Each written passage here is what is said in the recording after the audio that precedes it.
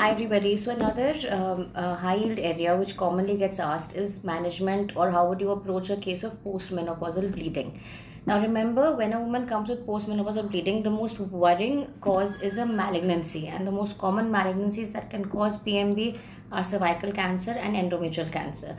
But also remember, they are not the most common cause. The most common endometrial cause is actually endometrial atrophy, or a senile endometrium, a very thin endometrium.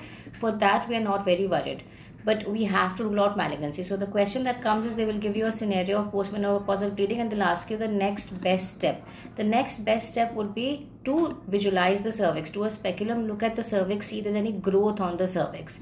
If there is a growth, you know the answer is cervical cancer. If there's no growth, then what do we need to do? We need to look inside the endometrium for an endometrial malignancy. Okay, so what do? We do a transvaginal scan and see the endometrial thickness.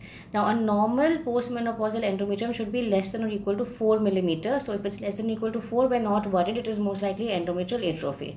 But if it is 5 millimeter or more, then we have to proceed with an endometrial biopsy, and the best way to do that is by doing a hysteroscopic guided biopsy. We can also do an office endometrial biopsy, that is in an OPD procedure, or we can do a dilatation and curettage.